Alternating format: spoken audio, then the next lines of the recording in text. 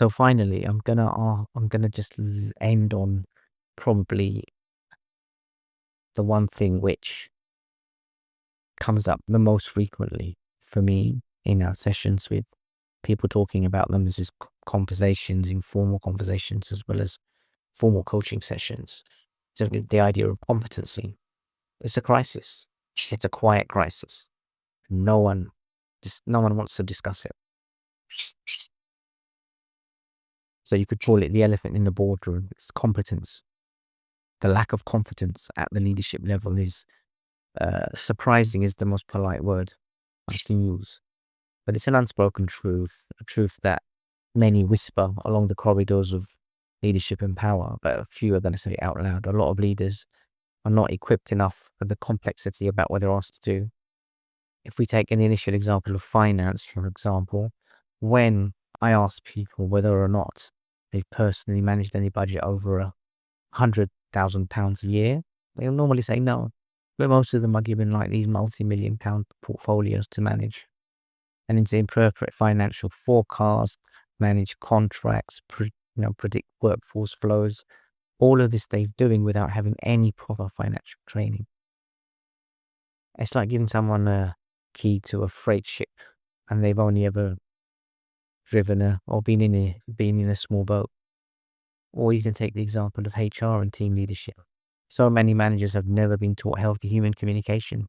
They might have inherited patterns of dysfunctional personal relationships, or in toxic workspaces themselves, and then suddenly they're in charge of people, real people, with complex lives and pressures.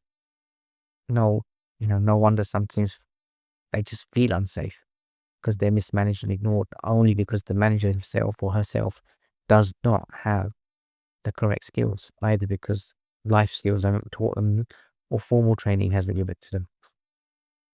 And then there's the basics, like you can even walk and you could, curl it up into a corner sometimes when you see someone chairing a meeting. You'd think it'd be simple, but poor chairing is a symptom of deeper incompetency. So people don't have clarity, poor preparation.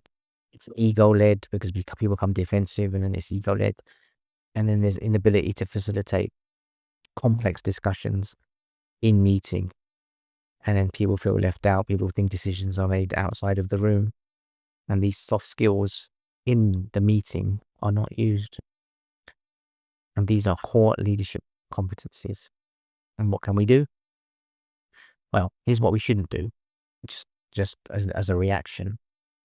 Another regulatory body for managers that's being discussed, another leadership training, another resilience webinar, another e-learning on courage, another framework on how to manage innovation in your organization with a shiny dashboard and the progress charts. And you see where I'm going.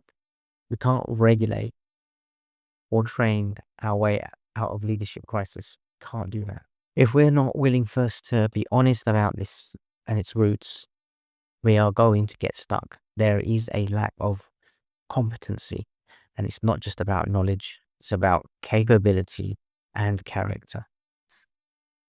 We need leaders who understand themselves, who can look within, who grow themselves, who are able to be open and be challenged and be changed. We need the competency that people have lived it and not just laminated it, stuck it on the wall. Okay, applied, not just accredited. Okay, so this is where we need to change. So I've seen too many managers freeze and then go into, this is my qualification, and this is what I know, and actually they're not doing anything. And this is uncomfortable to say that, but some of our leaders are way out of their depth. And if we want better for our system, we have to build better from within.